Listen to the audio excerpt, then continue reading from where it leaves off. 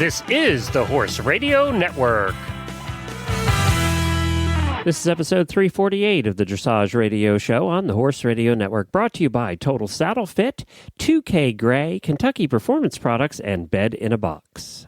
We have a rewind for you today as we revisit a bunch of the dressage tips from past episodes from many different trainers. Listen in.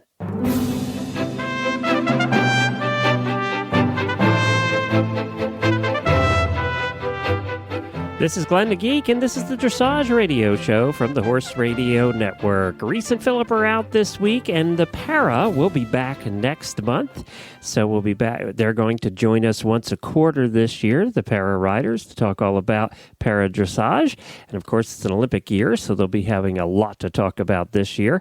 Today, we have all tips from past episodes. It's nothing but tips today. And we're going to highlight different trainers, and we're going back all the way to the beginning of Reese and Phillip's time on the Dressage Radio Show, all the way back to 2011. We're going to start out today with Marlene Whitaker on designing a freestyle ride. Marlene, thank you so much for coming on the show this evening. It is my pleasure, Reese. So we are all, I've been looking forward to your interview all day. Marlene is a wonderful choreographer and has worked with me and my family for many years. And I think she's the best. But I was so excited to have you on the show, Marlene, to talk about the new training level freestyle. Yes, which when it became effective December 1st, a few days ago, I think 90% of our amateurs in the United States, I'm told, ride at training level, first level. So the more people that have access to this, the better. And I do have some concrete suggestions that I think will make it easier for them. Great. Well, let's get started. I would say the very first thing an interested rider should do is go to the USDF website. The Freestyle Committee, which I am a past member of, has put a lot of effort into giving clear directives and basic information on requirements, timing, music, choreography, scoring, and judges. There's a wealth of material there that is self-explanatory that I couldn't cover in 30 minutes. So that would be a good starting place.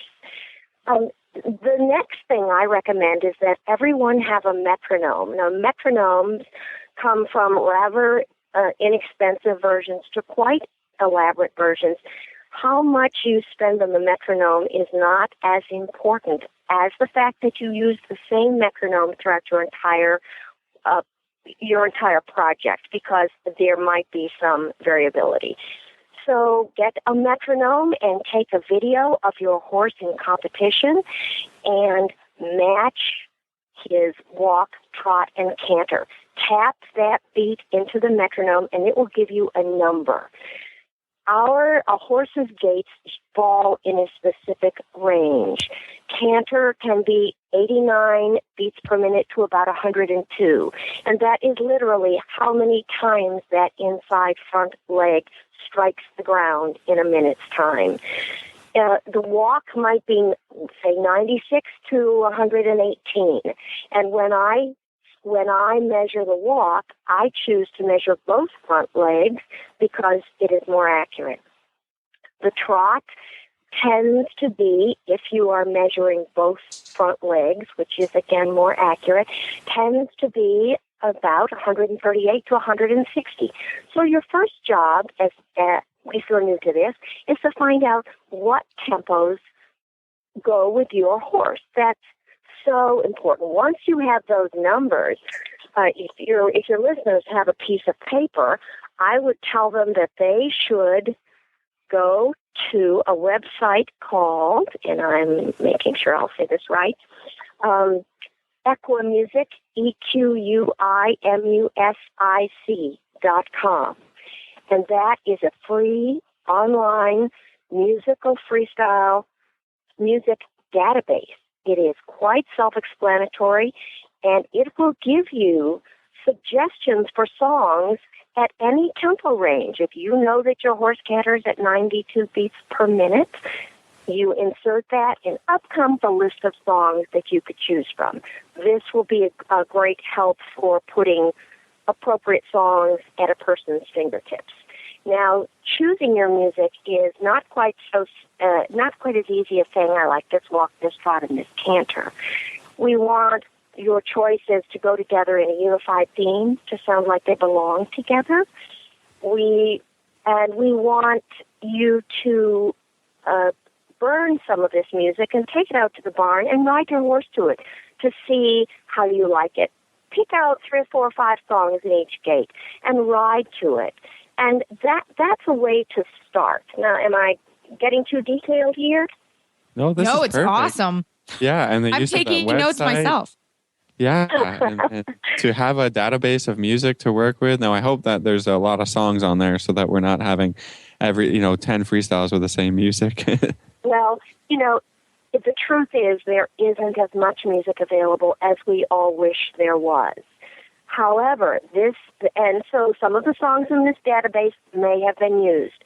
But if you have a rider going to the World Cup, I have to worry that their ride is as fresh and new as I can make it.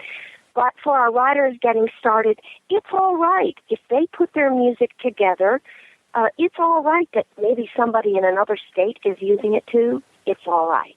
Yeah. I had an interesting experience at a World Cup class in Florida one year where I had a rider who had a particular piece of music for the canter. The rider that went in immediately after her had her ride done by someone else and coincidentally had used the same canter piece of music. Jessica Ranshausen was judging. At the end of the class, my rider was quite upset to have heard her canter music done by 2 horses. So I approached Jessica and asked her what she thought about that. And she hadn't noticed it, not because she isn't an experienced judge. Believe me, she is, and she's done freestyles and she knows. But her premise is that every cur is choreographed differently with different surrounding pieces, and 2 riders can use the same music back to back and have it be 2 totally different pieces of music. So I share that story with my riders when they get a little uptight about what if someone else is using this music. No one else has your horse. No one else has your choreography. No one else will edit it exactly the same way. So have confidence and just try to create the program that represents you. Now, finding the tempo, which I've talked about, is step 1. But just because you have picked a song in a tempo range doesn't mean it will work, because the other part of choice is the style. It is possible to have a song that is tempoed at walk sound like trot. It is possible to have a piece of music that is tempoed for trot sound like walk. That's just the rhythmic groove. That's the variation we find. So when you get to your resource and are able to find songs in a range that you know might work for you, be cognizant that it has to sound like the gait you want it to represent.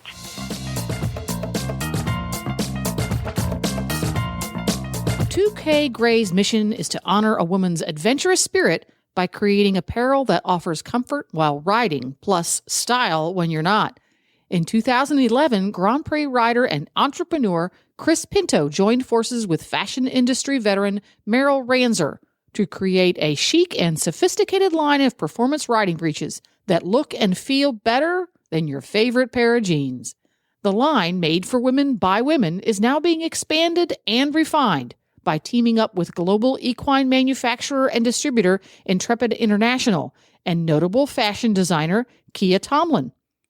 2K Gray offers serious riding clothes that are sturdy in the saddle, yet slimming, stunning, and sophisticated everywhere else. Each detail, from pocket shape to seam placement, is designed to enhance a woman's silhouette and to celebrate different body types. The collection is machine washable and proudly designed in the USA. Check out the new and exciting designs at 2kgray.com. That's the number 2, the letter K, GREY.com. You can also follow them on Facebook at 2K Gray. Feel better and ride better. 2K Gray. And now Reese and Phillip talk to Nicholas Fife about maintaining a balanced position. Next up, we have a trainer tip from Nicholas Fife, a Australian dressage rider based out of Wellington and also Canada. Well, Nicholas, we're so happy to have you on the show this evening and really looking forward to hearing your perspective on this week's trainer's tip about how you hold a balanced position. Can you get us started? Thanks for having me on, guys. This is what I want to talk about this evening. I think everyone's already heard about why it is really important to have a balanced position as a rider, and we all know that it really affects how effective our A's are as a rider. I just wanted to talk about how I actually maintain an effective position myself. I think I'm at a little bit of an advantage because I get a lot of practice and I ride about 10 horses every day. So I certainly get enough time in the saddle. And that's something that a lot of the adult amateur riders find harder because they may be only riding one horse a day. So it is really important that they maximize their time in the saddle when they're on that one horse. So first of all, I get a lot of practice. But I was actually a competitive gymnast when I was younger, so I'm fairly aware of my own body, and I know when it's right, and I certainly know when it's wrong. So when I'm feeling unbalanced in the saddle, or I feel some asymmetries, or something's just not quite in alignment, then I try and work it out in the gym. And I spend a fair bit of time doing yoga, not as much as I would really like to when it gets really busy in the season right now, but I try and do a couple of sessions each week. And if I feel like I can't fix it myself in the yoga studio, I take advantage of the fact that we have a in-house Pilates instructor at Still Point Farm where I'm based. We're really lucky, and she stretches me and pulls me and puts me back into position, and that seems to really help me find my position back to its balance and center of gravity. Excellent. Do you have any more ideas maybe while you're riding? What can you do to kind of become body aware or a little stronger in places where you need to be? Yeah, I constantly check. I constantly analyze how I'm sitting. And I always, when I'm teaching and when I'm riding, I like to think about what it would look like if someone took a bird's eye view photograph from the rider from above. And I always like to think that I would be perfectly centered over the horse, that I have a seat bone either side of the horse's spine, that my spine is positioned perfectly vertically in line with the horse. And I always try to think of what the view would look like from above so that everything is in perfect symmetry. And I just constantly remind myself to think how it feels to the horse with the way we sit on them, and how we can sit in a way that we make it easier for the horse to travel. I have to remind myself about my position every day. I worked very hard to get a nice position, but it doesn't just stay like that. I constantly have to work on it all the time. Well, and I love that comment because I think it's a struggle for all riders. You know, we all work every day very, very hard on our position. And I liked how you said that you did a lot of work in the gym and yoga and Pilates. How do you make that a priority in your schedule? Because you have such a busy schedule. That's a really good question, and it's something that I find very hard to do. It's easier for me when I'm in Wellington than when I'm based in Canada for the summer, because when I'm in Wellington, everything's much closer and concentrated here in Florida, so it's easier to get to the gym because it's much closer to home. And also, I find if I just go to the general yoga classes at the gym, and if I decide that if I'm going to book an appointment with my Pilates instructor, I feel if I'm investing some money into it, I know I'll be there and I know I'll put all of my energy into it. And that's how I really get committed to it. Once you invest some money into something, then it makes you work that little bit harder at it. Yeah. It's harder to cancel when you're going to lose that little bit of money or whatever. I think that's important. No, I think exactly. the three main areas, like I think getting instruction, the use of mirrors when you can use them, and maybe some videotaping is three ways to really work on your position. Do you guys have anything to add to that? Maybe Nicholas, you can talk, and then Reese. Yeah, I utilize all of those things. But I just think that eyes on the ground are really important. I don't think I ever ride unsupervised. I certainly would never ride with anyone on the farm, just purely out of a safety aspect. But I very rarely ride a horse without someone watching me. And I know I'm a professional and I do this for a living, but I still think that it's that important that I ride with supervision every day, so that I do stay on track and that I do maintain a clear system in my training. Yeah, I think I agree. Sometimes when I'm in Kentucky, I don't, and I'm not able to have instruction all the time. But I'm lucky. My sister, we've talked about her on the show before, has ridden Grand Prix. So if I really feel like I've got something not going well, I'll call her out, or my mom. I also have my assistant trainer who can come out and say, oh yeah, hey, it looks a little this way. So I think utilizing the people that are around you for the riders that can't get instruction, obviously that's the best, but for sure having people around that are watching and are taking care of your position. I think every lesson I teach, try to give each of my students a little tidbit on their position. Say, okay, you need to move here, you need to be there. So I think just also us all paying attention to the detail of the position is critical as well. Yeah, I agree with you. Yeah, I don't think you have to have a world-class trainer all the time, but just a riding buddy to say, look, you're really leaning to the left, or, just a reminder, sit up, because I think we can all kind of get into riding, trying to figure out the horse so much, or just trying to make the horse have, the perfect shoulder in or the perfect half pass, that we don't realize we're leaning over to the side or something like that. Yeah. I agree. I've spent much time when I was based in Australia riding on my own. And I think sometimes there is a benefit in that, because it gives you confidence to make a mistake and work something out on your own, and you can really figure out this problem on your own because there's no one else there to help you. So there is a benefit in riding on your own, and I just think it's important that you don't do it for extended periods of time. But as you said, even if it's just a riding buddy watching, I think just the fact that you have someone there overseeing your riding is going to make you ride that little bit better, put in a little bit more effort, and go the extra mile to improve.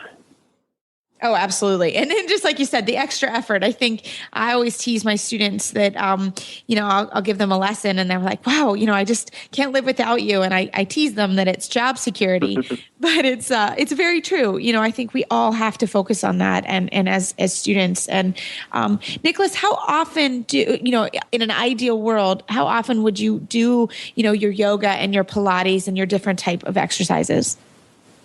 In an ideal world, I would work out at the gym 4 times a week, and 2 of those sessions would be yoga sessions. The other sessions I do, honestly, are just weight training, and that, to be honest, is not so. For me, it's not so positive for my riding. I just like to look good at the beach with my shirt off. But, nothing wrong with that. Yeah, I like the honesty. Yeah, it's good for you. It's very good for your core strength. I would like to do yoga at least twice a week. But the other thing that's really important for me to sit really well is that I'm not exhausted. When I'm really tired, I find it really hard to maintain a great position, and I really find that I need one day in the week where I don't ride a horse, where I really have time for my body to relax and to rest. And then normally that's a Monday when I'm lucky, and then on Tuesday, I get back on the horse and I'm feeling good to go. But for me, it's very important to get enough rest. Oh, I second that. I also need a day for my body and my mind to not sit on my horses all the time. So, but Nicholas, this was such great insight on your riding and how you take care of your body to be the best rider that you can be. How can we find you on the internet? You can go to my website. It's www.nicholasfifedressage.com, or you can find me on Facebook, Nicholas J. Fife, or follow me on Twitter, Nicholas Fife. Do you want to give us the spelling of your last name there, Nicholas? Just in case. F-Y-F-F-E. That's F for Foxtrot, Y-F-F for Foxtrot, E. Her life was falling apart around her, but when she saw his sweet face and heard the low nicker, the pain eased. She stood in the stall for some time, running a brush over his sleek coat, down his powerful muscles and over his tight, cool tendons. He cocked his back leg, waiting patiently. She scratched his favorite spot and was rewarded with a crinkled smile and outstretched neck. The stress flowed from her body, and she knew with him in her life, she would make it through. This love story is brought to you by Endure Extra, providing high-fat calories, direct-fed microbials, and natural vitamin E to support optimal condition and performance. The horse that matters to you matters to Kentucky Performance Products. Call 859-873-2974 or visit kppusa.com to order today. Now up on this All Tips episode of the Dressage Radio Show, we have Kelly McGinn on changing gears for a better trot. Well, we are very happy to have a friend of ours, Kelly McGinn, on the radio show this evening. Kelly, you are our trainer tip of the week. Can you get started on the tip you're giving all of us? Sure.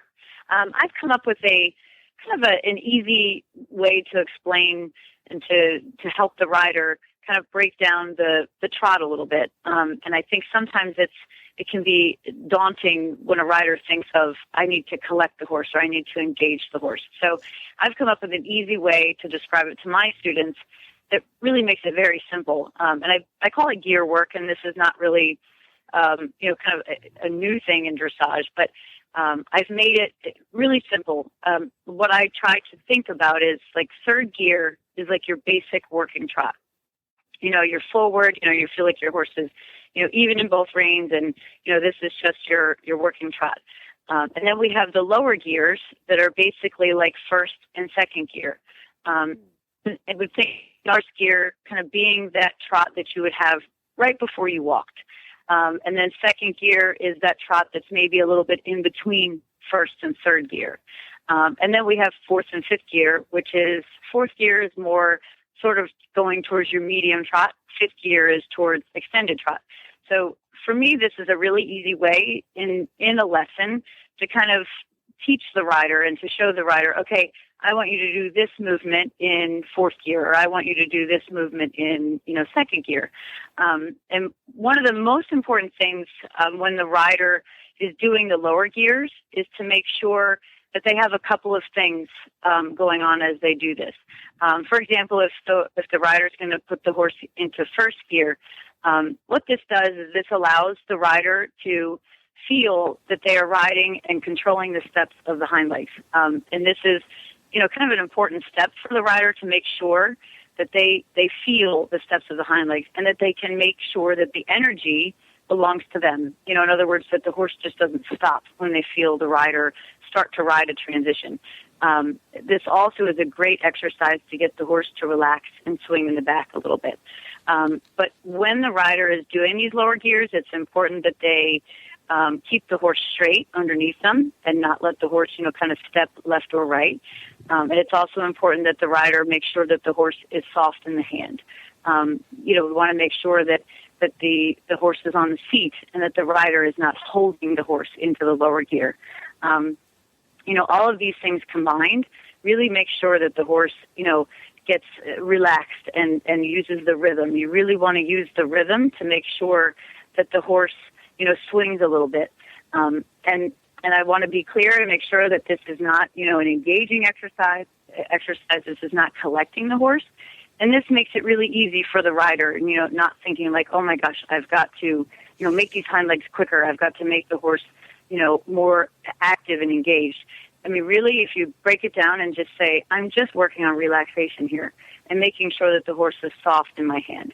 And then the next piece of this is, once the horse relaxes and the rider feels that the rhythm is there, then the rider can leave that gear and then maybe go to the higher gear. You might leave first gear and then go to third gear and then maybe come back to second gear, and when you are going in and out of these gears, you're making sure that the relaxation and the softness that you achieved in that gear is still there. And this makes it just really, really easy. And, for example, if you have a horse that wants to kind of suck back and be a little bit lazy all the time, the common thought is, okay, I'm just going to, give a kick and put my leg on and drive the horse forward. And sometimes this is not the best way. It makes the horse then more tight in the back. So, it's a really great exercise. Then if we have, a lazy horse, we go to the lower gear, and make sure that the horse does not stop. The rider is in control of the steps of the hind legs and in control of the energy. And then you might leave that lower gear, and kind of leave it with purpose, and then push the horse then up to fourth gear, and then come back to third gear, and then go back to fourth gear. So this is a really simple, easy way for the rider just to think about it and say, I don't have to engage my horse. It's not that. It's I'm just going from one gear to the next. But I'm also making sure that while I do this, I maintain relaxation, I maintain swing in the back, and this makes it really, really nice and easy for the rider. It doesn't become a daunting task to think I have to, engage the horse. This also is a really great aid to teach the rider to ride the hind legs, to keep the rhythm of the hind legs. The rider needs to understand that they always are in control of where the hind legs are, and to make hind legs step and make the hind legs, work for us, basically. It's also a wonderful way for the rider to control energy, and making sure that the horse is on the seat and not on the hand. It just makes everything a little bit more simple, and it also helps the horse to be more adjustable. No, I think that's a great way to think about, riding a horse in the trot. I think we all, as riders, we think we need to be able to extend, we need to be able to come back, but we don't ever think about that there's a huge adjustability in our range of trot, or should be. And if there's not a huge range in our trot, that's something that we need to work on getting. And that's what this exercise does. So I think it's a brilliant exercise and a great way to visualize that there are gears, and that you should be able to step it up, and you should be able to shift down, and you maybe need to shift to third gear from first gear. So I think that's a brilliant way to explain it. So Kelly, thank you so much for coming on the show this evening. How can we find you on the internet? Well, I have a Facebook page for my business, and it's Kelly McGinn Dressage, and you can go on there and like it. And I try to update it as much as I can, and I put pictures and that sort of thing. And you can contact me through that. And then I also have, just a Facebook page for myself. And I would love to hear from people. And if anybody ever has any comments or questions, I, absolutely love what I do. And I enjoy talking to people and meeting new people. So please contact me. I would love to talk to you. Welcome to bedinabox.com, where you'll find the most comfortable, pressure-relieving memory foam mattress at only 1/3 the cost of the leading brands. We have created an exclusive memory foam that sleeps cooler, rebounds quicker, and cradles your body in pain-relieving comfort better than other types of memory foams. Introducing our new memory foam technology. By swirl infusing gel into our advanced memory foam, we have created an even cooler, more comfortable sleeping surface. Best of all, it's made right here in the USA. He had been dealing with back pain and chiropractor visits for a while, so we decided it was probably time to find a new mattress. So we started doing some research on memory foam mattresses and found bedinabox.com. We were on a trip with some friends, and they actually had a bed-in-a-box mattress in their camper. And on their recommendation, we decided to get one for ourselves. They got it to us in no time. We had no problem adjusting, and we were thrilled with the comfort. In fact, my husband doesn't have to get up early anymore due to back pain. He can lie in bed for as long as he likes without any discomfort. We recommend Bed in a Box to anyone who has back problems or just needs a good night's rest. We believe we have created the world's best memory foam mattress. Using independent, accredited labs, we have tested our mattresses against the industry leaders to ensure comfort and durability. Test results show our mattresses relieve pressure better than the more expensive ones found in retail stores. Buying a mattress over the internet may seem risky. That's why we offer a 120-day zero-risk return policy. You get a full 100% refund if you're not satisfied. No hidden fees and no return shipping charges, and we back them with a 20-year warranty. Sound too good to be true? Don't take our word for it. Read what real customers are writing about us on Facebook, Twitter, Viewpoints.com, and other third-party review sites. We are dedicated to quality and service. We offer fast, free shipping to the contiguous U.S. Your mattress will arrive conveniently packaged and will be ready to sleep on within minutes. With the benefits of the leading brand mattresses, but at 1/3 the cost, why wait? Start getting the best sleep of your life. Call, chat, or email one of our friendly customer care agents to learn why 99% of our customers sleep better and toss and turn less on their new Bed in a Box mattress. Probably a couple more for you today. I thought we'd give you a little recent fill-up with some Carl Hester tips on great riding, training, and competing. Great. And the other thing that we have is the rest of our Carl Hester's training tips to get through. I mean, we enjoy talking and discussing about all these things. So I hope that our listeners appreciate this kind of stuff, and maybe if they don't, they can contact us and tell us not to do that. But otherwise, we're going to keep looking for the stuff because we really like to talk about it and tips and gives a little perspective, hopefully, to all the riders out there. Exactly. Should we jump into number 22? Sure. Go ahead. All right. Great. So this is Carl Hester's list, and we've been doing it. We didn't do it last week, but we did it the 2 weeks before. So number 22. Get someone to video you riding so you'll see what's working and where things are going wrong. Sometimes it's more beneficial than to have someone on the floor telling you what you're doing wrong. I think it's great to be able to put like a picture to your feeling, right? If you can remember what it felt like when you were doing something and then now you're watching it, you're like, oh, wait a minute, that can't be right, or that really is right. I mean, it's positives and negatives. So, yeah, I like to tell people, I mean, I think we've talked about it before on our trainer tips and stuff, videoing, such a great technology to be able to use. Yeah. And sometimes, there are websites, horseshow.com is one where you can actually send your video in and you can get training. You can also video your test and get judged. So it's also a good tip that if you are in a remote area and you want some help from an instructor, there are ways now, if you video and get it on YouTube or upload it to those sites, there are some pretty good sites that you can get some very affordable coaching, and you can watch it multiple times. So that's another thing. That's great. Yeah. Mm-hmm. The next tip is a good trot is all about suspension. When our horses are strong enough, we teach passage and use it to get suspension in the trot. We rise while doing this exercise as it makes it easier for the horse and encourages lift. From passage, we take the trot forward until he realizes that he needs to keep the suspension that he had in passage. If he loses the suspension, we halt, ask for passage, and start again until he maintains the suspension in trot.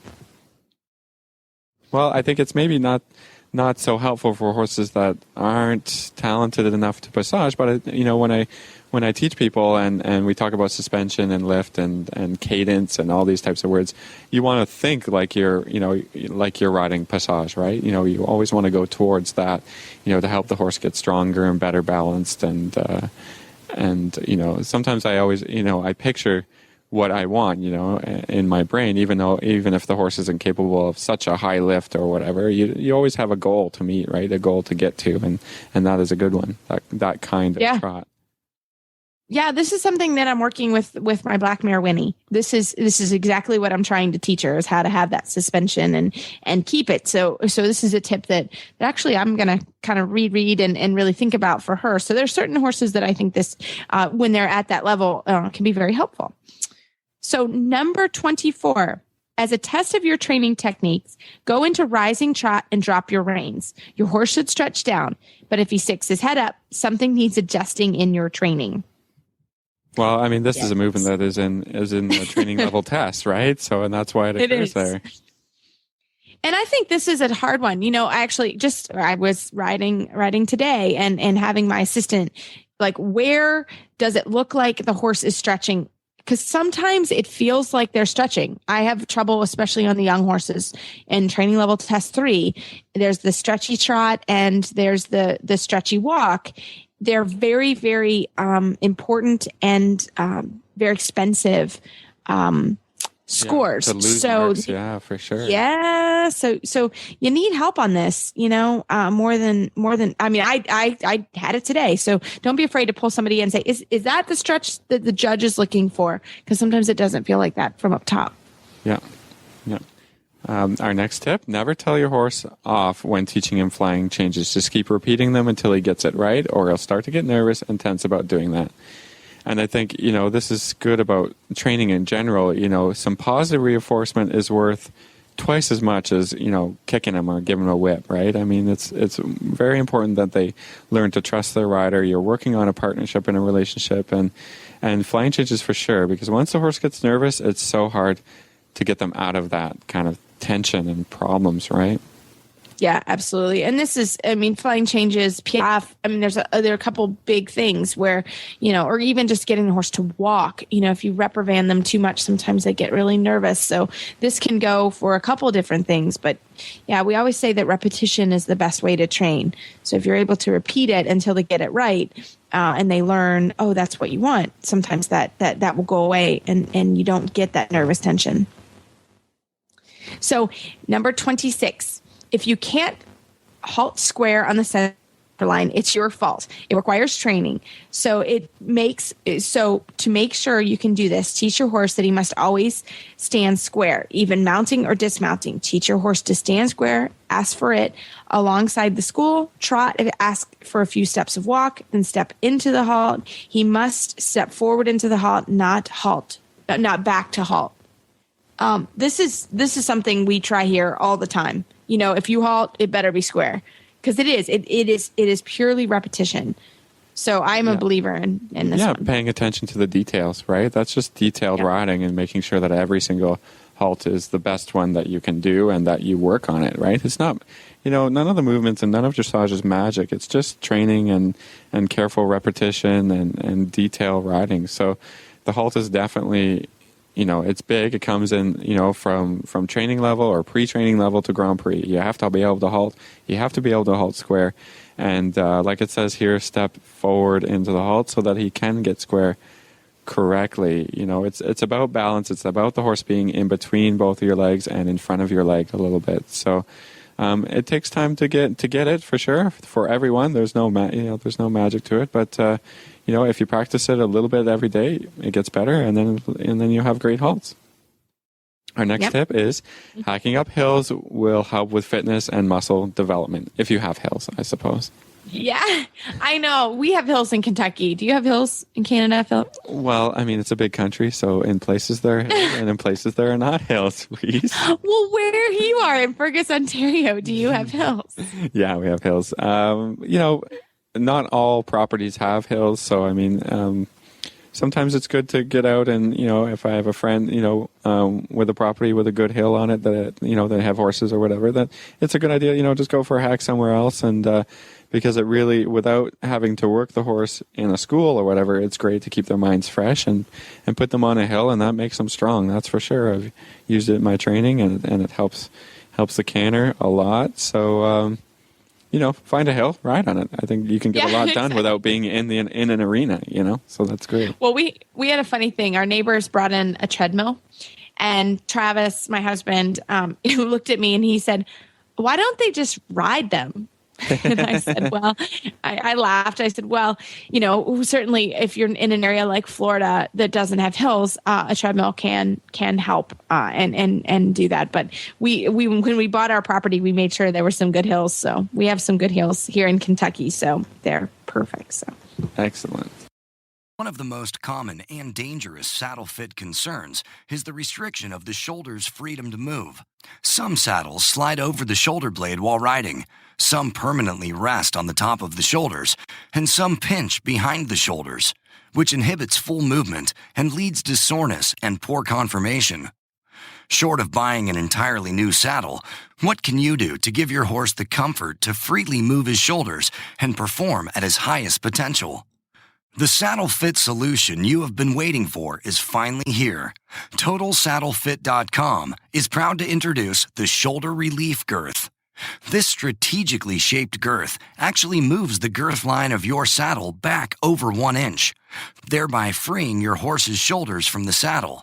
Traditional girths pull saddles up against a horse's shoulders and often over the top of the shoulders. The Shoulder Relief Girth's recessed ends allow for the billets to buckle into the girth farther back to give your horse unparalleled freedom of motion.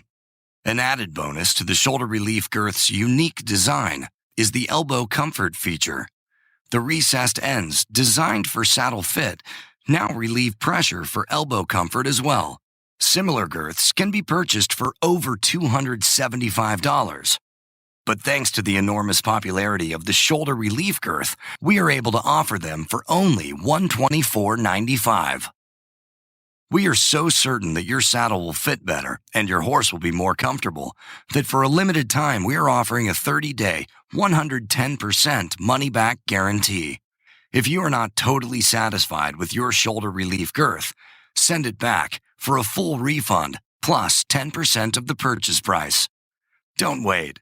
Order now for the best saddle fit solution available. And now we wrap up the show with a couple of tips from Hillary Moore Hebert of Dressage Today. I know you all love when she comes on the show and when Reese, Phillip, and Hillary geek out. So we're going to end the show with a couple of those tips. Reese and Phillip will be back next week here on the Dressage Radio Show. We have some exciting events also coming up on the Horse Radio Network. We're going to be live from Road to the Horse in March. We're going to be live from Rolex in April. So we have a whole bunch of things that we're looking forward to.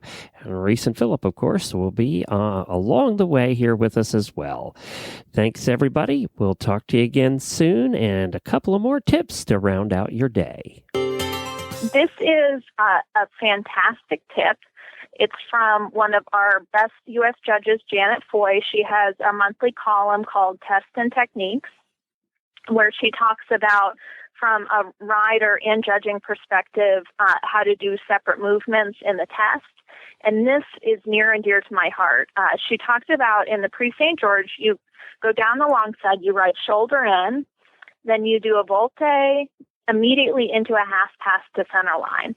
And I appreciated this for myself because I have been doing the Pre-St. George this year, and this tip has made it so that I have gotten no less than a 7 in any of my trot tour this season. So this is what her secret is the volte is the least amount of bend of those three pieces. The shoulder in is the second most, and the half pass has the most bend. And this seems really simple, but when you get focused on riding each piece of the movements, you're worried about, where your shoulder in is. Are you on 3 tracks? The volte, are you getting the geometry correct? The half pass, maintaining consistency. And it's really easy to forget that you have to transition the bend between them. So I always think in my head as I'm going through it that it's in this order for bend: some, least, and then most. And I think that this is something that is very worthwhile to think of in the Pre-St. George, but also in any moment, in any test where you have to change the amount of bend. I think you should pay attention to it regardless of the level that you're at. I love this. And we talked and got the show notes a little early, and I'm doing my first Pre-St. George on Winnie this weekend. And I practiced this very, very clearly, just like you wrote in our notes. And it is a lot harder than you think it is. You think, oh, that's not so bad. But when I really started riding and thinking about it and how much bend and where should she be in each part, the first time I went through, it wasn't as successful. And then I had to stop and think about it. And then I did it again. It was so much better. And I had a clearer kind of way of going. So that was great.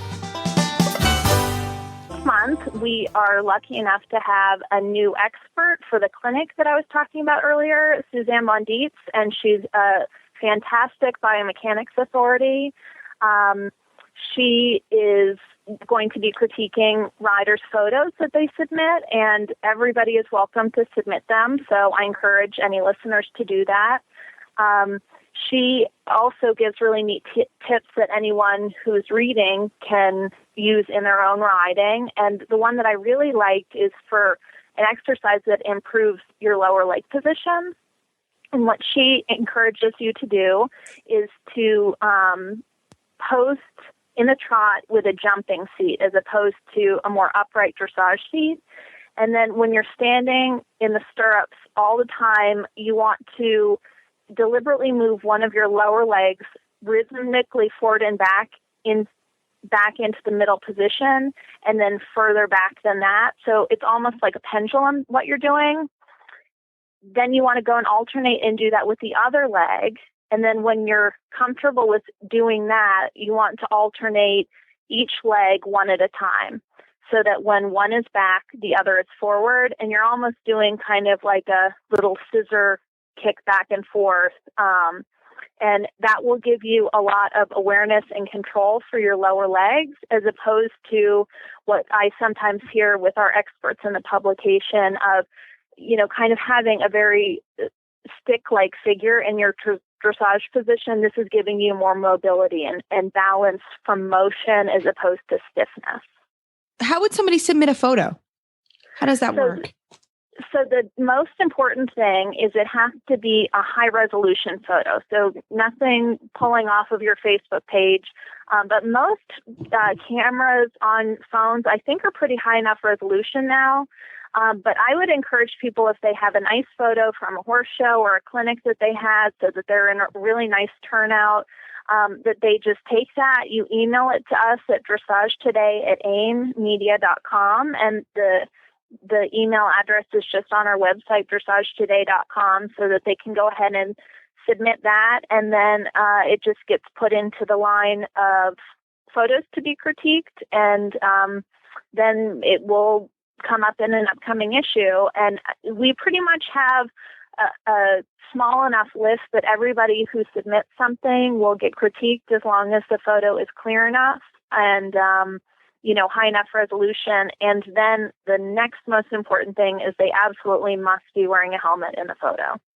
Yay. Right. The helmet thing, very important. We're Very important. huge supporters of that. And I'm glad that the magazine is a big supporter of the riders and the clinics and everything in the magazine wearing helmets. That's super important.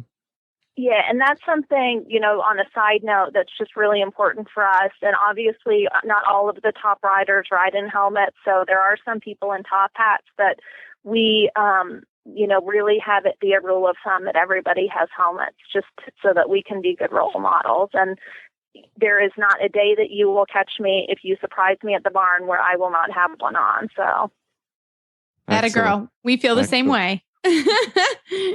Tell us about the next article.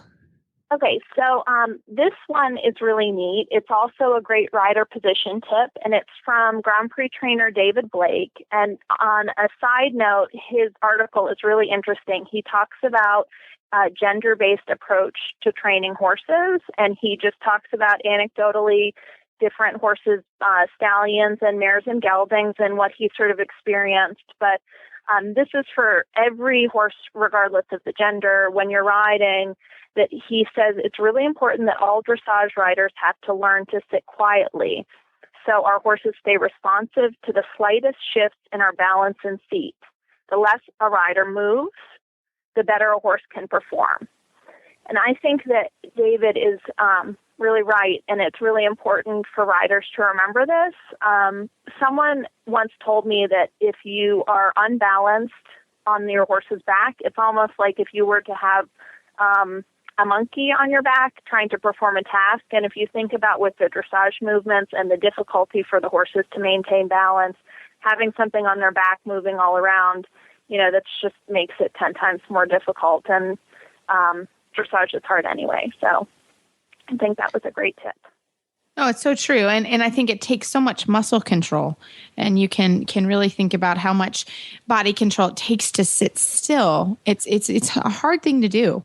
So I think that's a great tip. It's a really for us all. hard concept as well, because you're not exactly sitting still, right? You've got to kind of move with the horses, right? I mean, it's just really important not to be doing your own thing on top, but facilitating each movement with your own body, right? Because I see a lot of riders trying so hard to sit still, but they're actually kind of sitting against the movement, right? And that doesn't work either. I mean, it's really about creating that partnership and working together as the horse goes forward or back to a halt or sideways in a half pass. I think that's really, really the most difficult thing about riding dressage, because it's got to be so harmonious. Right. Wouldn't you say too, though, that it takes so much strength that way? You have to be strong, but also flexible. So it's important to do strength work, but also flexibility training so that you can do both things. Well, I think what's really interesting, too, about it is I think it takes, do you guys notice it takes more strength when it's new and less strength later? Yes, so that absolutely. Like if you think of someone who has been bedridden or whatever for a while and they get up to just stand and walk, it's so fatiguing, and yet it's something we really take for granted as being easy. And I've definitely noticed as I progress in my training, it gets easier. And I definitely notice because I can't have as many cookies as I did when I was younger. But That's me too.